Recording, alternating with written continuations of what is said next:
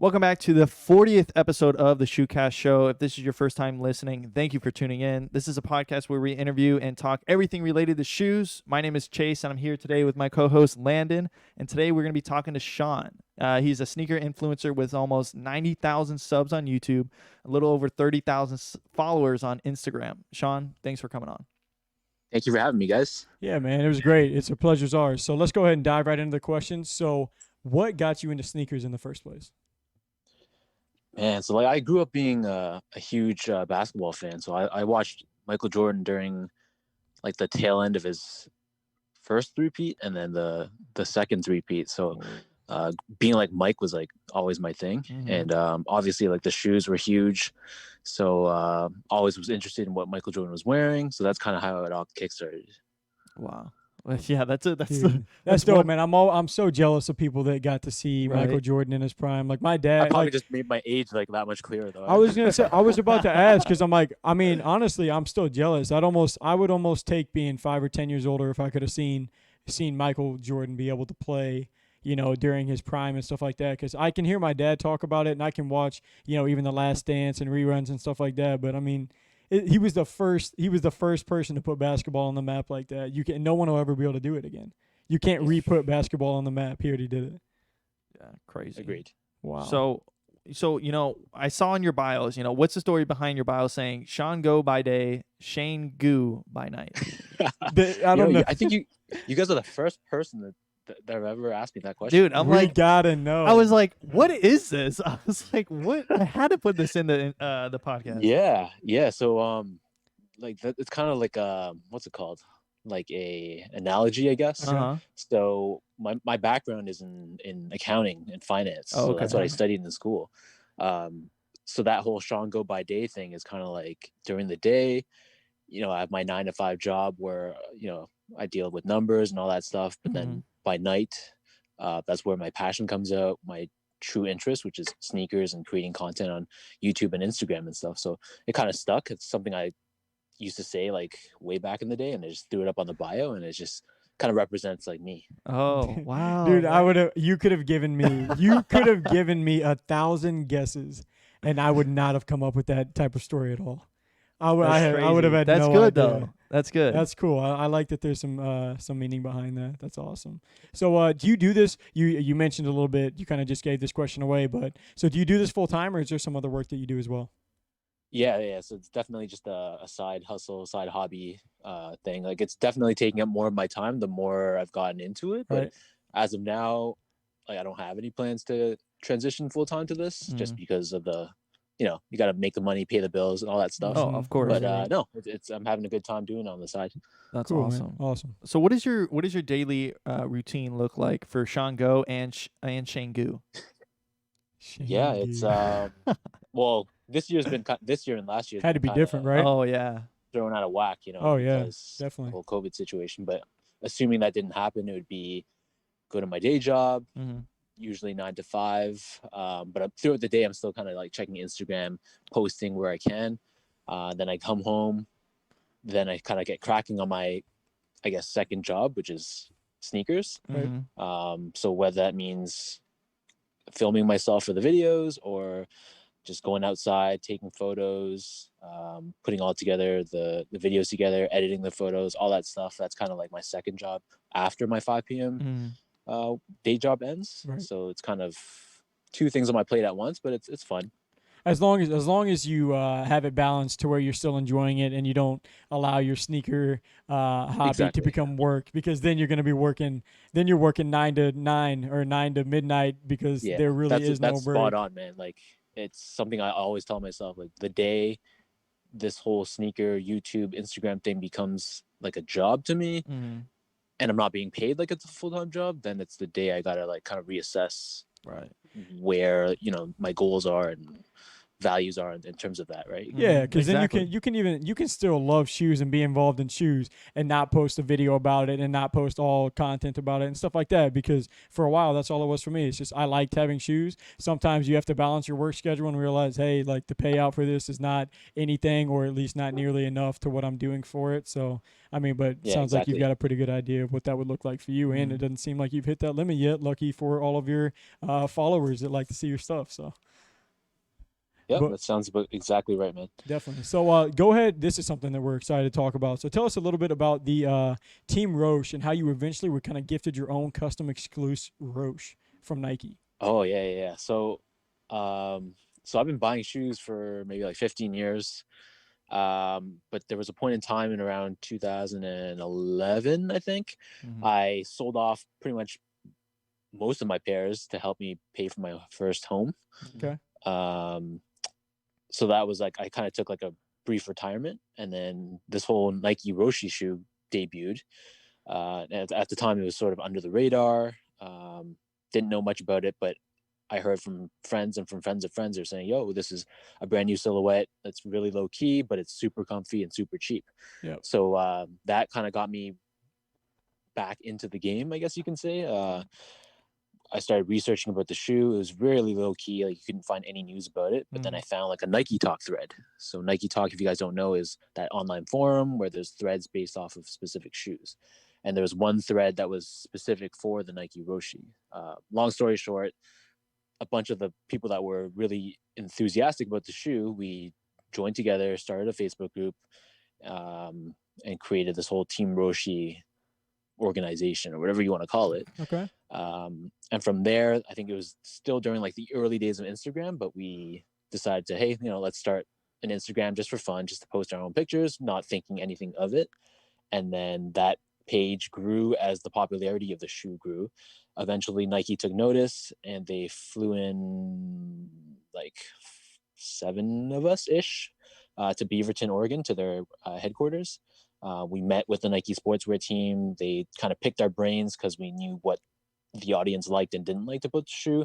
Had a tour around the campus, went to the Nike employee store, and then they surprised us, most importantly, with the Team Roshi, I guess you can say, PE edition, which was like limited to one of 12, I think. That's nuts. Pairs. And it had our Team Roshi logo on it and everything. So that's one of those pairs that I just will never get rid of. Just that's priceless. Dude, how can you talk? The entire time you're saying that, I've been a sneaker fanatic for a while now and stuff like that, but I can almost feel myself in that experience. Like you got flown out by Nike to Beaverton, Oregon, to go over this stuff and to talk with their team and to have your own personal exclusive Roshi given to you. Like that's just got to be something that's super special.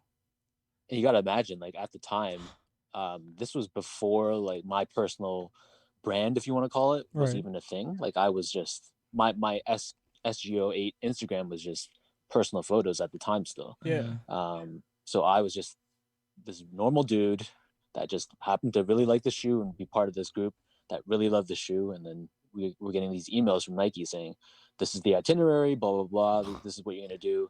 Oh my God. Is this actually happening? That's so crazy. That's super cool, man. And it's so weird because this is like, I feel like we're having a prehistoric conversation back before the Roshi came out. Because I remember like that shoe came out and, I've customized a couple pair of Roshis actually. I have 2 pairs and I used to have a couple more because like that shoe, it's pretty cheap. It's like $90 retail or maybe even $100 retail or something like that. And like, it was extremely, extremely breathable and comfortable. It was iconic. Like, the first time I put it on, I was like, really? Like, this feels great on my foot. Mm-hmm. And it's pretty fashionable in my opinion too. I think it's just a nice shoe, but yeah, that's crazy that we're all the way back talking about the prehistoric Roshi and Instagram days. We even made it before Instagram too, man. That's awesome. It's a different time, man, back then. It had to be a different time back then. We have to take your word for it. That's awesome. So you mentioned in your videos that brands will send you pairs for you to review. Like, how did that whole process start? Obviously, you build up your page, but then like, what was it like? Did you just get a random email from like, I don't know, Foot Locker and was like, hey, like, we got this new colorway coming out. Like, can you do a review for us? Or how does that whole process even start? So it kind of branched out of the whole Team Roshi, from the whole Team Roshi experience. Mm-hmm. So I was one of the guys that was running the social media alongside maybe a couple other people. Mm-hmm. And then as the Team Roshi account was growing, I sort of, at that point, started to focus my personal account more so on sneakers as well, and my own photography. Mm-hmm. So I got to give credit to Finish Line. They were the first organization that really made an effort to work with Team Roshi, and I kind of made those connections with the guys at head office at Finish Line, and they gave me my first break, I guess you want to call it that. Mm-hmm. So they sent me, I don't even remember what it was, maybe like a Adidas Spring Blade or something like that, Mm-hmm. some random shoe, but that's kind of how it all kickstarted. Like they gave me that opportunity, and I guess you could say I took advantage of it. Yeah. Oh, that's super. So do you actually have to return the pairs that are sent to you, or is it? No. Okay. So That's awesome. usually it's either like I guess what they initially offer is, here, we're gonna give you this shoe, and just like do your content and tag us and whatever. Oh, okay. Okay. So they just wanted your Once you feedback get- on it and stuff like that. Yeah. So Once you get higher up there, then usually they'll negotiate like a dollar amount alongside the shoe. I was gonna Wow. say, Yeah, man, that's pretty cool because basically what it sounds like they're saying is that this free shoe that they're giving you is being paid out by your content that you're putting out over it. So that's kind of cool. Is that Exactly. that you're essentially being paid to talk about this shoe because they gave it to you. Yeah, pretty That's in pretty the dope. beginning at least. So Yeah. and now look at it. Now you got some bodegas, right? You got your own bodegas. Yeah. Wow. Yeah, I guess man. the bigger you grow, like the better the opportunities. Oh, Better yeah. the shoes. The Apparently. hype of the shoe. Did you get the friends and family cards and stuff like that with it too? No, or is it, no. Okay. Unfortunately, like I only got the basic, the GR one, but Okay. still, they're incredible. Yeah, you got. I mean, you take what you can get. That's still that's still a super dope shoe. And I mean, Yeah, those cards were like beautiful. extremely limited, anyways. So Yeah. not a lot of people were getting them. So throwing back, we're gonna go retro again. Why did you start your YouTube channel? Yeah, that's a great question. So I've always been known as like a photography guy. Mm-hmm. I've always been very comfortable behind the camera. I've never been comfortable in front of the camera, even to this day. Mm-hmm. But as the whole Instagram thing started picking up and I started getting recognition for my photos, there's a part of me that always wanted to get out of my comfort zone. Mhm. And I have always kind of wondered, what else can I do? How far can I take this? Right. Because I had a good momentum going with my photos, but Right. I always thought to myself, is this it? Like, what if I don't want to regret not taking a chance on something else and seeing where it can go? So one day I was just like, you know what, let's turn on my DSLR and set it on video mode and sit in front of my camera and give it a shot. Wow. Dude, and that's really all you have to. One day you meet that's fork in the road where you're like, I have to just. I feel like everyone should put out one video, right? Like at least put out one video, see if you like it, see how it does, and not even have to base it off of how it does. Because I mean, a first video you wouldn't expect it to do insanely well because you don't have a ton of traction for your brand or anything like that. But you get to the point where you're just like, I may as well put something out there and see if I can get any type of, because then you start to get some type of hits back and stuff like that, and it feels good and it makes you want to do it more. So it kind of adds to that fire. Mm-hmm. Like actually, my first video, now that I'm thinking about it, my first video that I uploaded was just kind of like snippets of the details of the shoe. I actually didn't have any, like my face wasn't in it. Okay. I didn't talk or anything like that. So it was Yeah. just kind of like a feeler Mm-hmm. just to get, that first video jitters out of the way. And then Yeah. the second video was the one where I was sitting in front of the camera and talking. Yeah, but it's luckily, weird. like the reception was really, really positive, and That's good. that kind of pushed me to keep going and going and going. And is that I gotta ask, is that video still up? The first video that you posted, is it still on your page? Yeah, man, all my videos are up, so Dude. I cringe like I'm looking back. I'm like, oh, what was I Hey, doing? everyone But has to start there. Everyone has a You don't cringe. got to tell me, man. We do some basketball shoe reviews. I do some, and the first one that I did, just based off of where I'm at now, and I went back and looked at the first one that we did, and oh my gosh, it's honestly it's actually pretty tough to get through. Like it's tough for me to sit there and actually watch myself talk, and it did okay, as but bad like as it is, though, like it's a Yeah. great measuring tool to Measuring, see like how yeah. far you've come. Right? So true. Definitely, for sure. So we're gonna go ahead and keep talking about just kind of where you've come from, where you've been. So you've been making videos since 2016, and you've kind of been involved in the sneaker scene, maybe even since the 2000s and stuff like that. So what's your overall opinion on just like the sneaker industry as a whole, and just like kind of where it's going into 2021? Because like I said, you've been involved with sneakers and stuff like that before like resellers and botting and all this stuff was major at the forefront. So kind of just what's your overall opinion on the sneaker industry and where it's come from since you started and where it's going through 2021? Yeah, it's definitely changed a ton. Whether that's for the good or the bad, I mean, that's up to your personal interpretation. Mm-hmm. I used to be one of those guys that hated the whole resell and bot aspect of the culture. Right. And I'm not going to lie and say like I love it, but I mean, I've come to accept that that's the new reality. Mm-hmm. And you kind of have to just adapt and roll with it. Otherwise you get left behind and become one of those grumpy old men, just screaming at the clouds that no one listens to. Yeah. But yeah, it's definitely changed a lot. It's much more mainstream today than it ever was, which is actually good in many ways. There's a lot more incredible sneakers releasing far more often than they used to back in the day.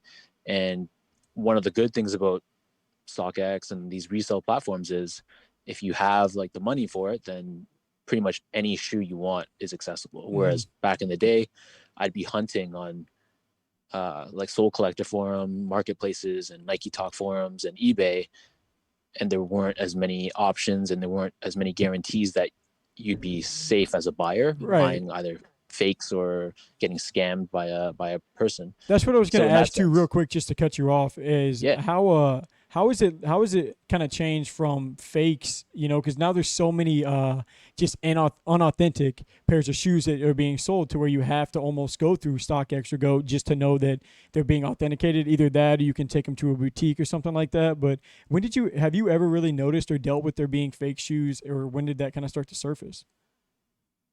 It's always been a thing in the culture, way back. I'd say that the fakes were much more obviously fake. Right. Today, like you were saying, like, the fakes are sometimes like pretty much spot on to the real deal. I haven't been personally scammed, or at least I don't know of. So that of. Don't take your collection to a sneaker boutique. You may not like what you find. So, in that sense, I've been lucky. I try to just buy from somewhat reputable sources that I've dealt with in the past. And even if that means paying a bit of a premium, that I kind of know where that shoe is coming from, I just feel more comfortable doing that. So definitely. Again, like the whole resale aspect of the culture, it does have its benefits in that way, right? For sure. So let's talk about your Instagram a little bit. All your photos, man. I mean, obviously, I can definitely tell that you come from a photography background because they're like aesthetically perfect. Yeah, very detailed. Like, it's just so nice. Everything is like organized. Like even in the chaos with the dunks, like there's organized chaos, really. Yeah, but so like, what goes behind the scenes to make a post like that? Like, do you just think of it? And you're like, all right, I'm just gonna throw these two shoes, have these background like that, touch it up, a few Instagram filters, and bada bing, bada boom, or is it like you got a week-long process? Here's the shot. The lighting has to be this way. It has to be, I have to be taking it at 6:52 a.m. and then if not, I gotta wait. How's it go? Yeah, just like or like almost how long does it take you to get stuff set up for your post on average? Almost.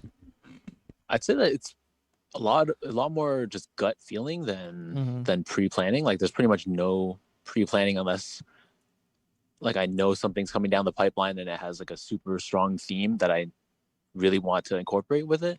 But generally speaking, it's just kind of like a gut feeling. I just kind of think of something on the spot and just shoot it. But another thing, one of the big limitations living in Canada is the cold. So now it's like winter, so it's pretty much below freezing, which means I can't really shoot outside for too long without freezing my fingers off. So in the summer it's much more flexible. Like I can go outside, there's a lot more daylight, I can do indoor outdoor shots, like stuff like that. But in the winter time, you're kind of limited to like afternoon, early morning, and indoor shots and stuff like that. So but yeah, generally speaking, it's just kind of a gut feeling. And then once I see something that I like, I can kind of just capture it in that sense.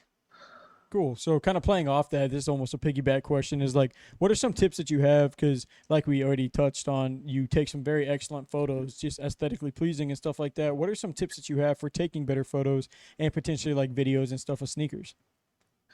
I think for photos, people overrate the quality of your gear a lot. I know a lot of people that shoot just like with a very basic DSLR or even their iPhone sometimes, and composition and how you sort of position the shoes and frame your shot and what's around it is a much bigger factor, I'd say, than whatever lens you have and what aperture the lens is and all that stuff. Right. And learning to shoot around different sorts of lighting is also very important. Obviously, in an ideal situation, we'd be sort of in an overcast sky, just before sunset sort of thing, but you can't always have that, and you got to learn to shoot when it's like very dark, when you're shooting with lights off the buildings at night, or on a really sunny day. Like, how do you play with like the shadows and stuff like that? So having that versatility in your toolkit is really important to make you more of a versatile and better shooter. Right. And I like the way that you put that too, because the honest truth is that you can shoot with a super, high quality lens, or you can shoot with an iPhone, but whoever's scrolling on their Instagram probably isn't going to notice that. Not everyone's going to be an artist and recognize your artwork or your photography and stuff like that. So you could be doing all this extra work whenever you could capture the same amount with just snapping your iPhone real quick and then posting the photo and maybe putting on some filters and touching it up like that. But I do like how you said just the overall background and backdrop and shadows and stuff like that can play a bigger role into the expensive equipment that you could be spending money on just to get the same shot. Yeah, for sure. So looking back at 2020, what was your favorite pair that you reviewed? Okay, there you go. Favorite pair that I reviewed? Yeah. Probably be the shoe that I picked for my sneaker of the year, which would be the Off-White Air Jordan 4. Oh yeah. Ooh. The Air Jordan 4 sale, the Off-White sale. Yeah. Those are pretty. That's such a nice shoe. That was my number one. That was your number one shoe, huh? Do you have a personal for those? I do. Yeah. Nice. That's awesome. I love Off-White. Off-White's just not even close to any other like collab or shoe type for me. Like I'll take an Off-White anything over anything else. Like I don't know why. It's just my favorite shoe collab. They're so unique of anything with Nike. It's really not close for me. Were you a bigger fan of the Off-White 4 or 5? Oh, definitely the Force. Definitely the Force. Oh gosh, I honestly didn't like either 5. We had both in hand. I didn't like either 5. Like, and I'm not a huge Air Jordan 5 fan, and I wouldn't even. I mean, I'm pretty much an almost Air Jordan 1 fan exclusively, so it's kind of bogus for me to even have an opinion on these. But like I like the 4s more than I like the 5s. But I just, in general, I steer clear of the 5s. They don't look good on me, and they don't look good to my eyes anyways. So I just kind of let it go when it comes to the 5s. Yeah, I hear you. Yeah. That's cool though. I mean, with those 4s, we did see those too, and those were just those. And you can so see, cool. you can tell how nice the shoe is because go on there, go look it up right now, and try and buy it, and you're gonna understand exactly how nice that shoe is. So yeah, those prices are ridiculous. Oh my gosh, they're crazy through the roof. But so we'll go ahead and as we start 2021, what are some of the goals that you want to accomplish this year? That can be for Shango or for Shangu. That's a really good question. I'm not the type to really put down like goals on paper. Okay. Obviously, I just want to continue growing both channels, like the YouTube thing, Instagram channel. Right. I'm so close to 100K, which is ridiculous now that I'm saying that because it seemed like yesterday that I started the channel, and yeah, that's incredible. Like 100K is no small feat, man. That's incredible. It blows my mind that the feedback has been so positive, and like 90,000 people right now care to hear what I have to say about a shoe is pretty mind blowing. Let's just say that. Oh, but, yeah. Aside from that, though, you just keep growing, build new relationships with other creatives and other companies and other brands, and just keep doing better. And his final goal is to have his own exclusive Air Jordan 1 drop sometime this year on the Sneakers app for a One draw. day, bro, The one go day. ones. I might have a shot if it's on a draw. The I might have a shot. I the don't normally Shango do good ones. with the Shangu ones. I love it. So obviously, you've touched and you've got the bodegas, you got the off-whites. I'm sure you probably have Sakai's. I'm not even gonna ask if you do or not. You got the hype stuff. What is, Sean? What is your grail, and do you currently own it? All-time grail. all-time favorite sneaker? and Not your player, not your exclusive, because that's not even not fair. not the Kawhi Omna ones. If you were a Kawhi fan, whenever he had his shoe come out, that Let's can't not be talk it. about Kawhi, man. Oh, you don't want to talk about Kawhi. That's all right. All right, I got you.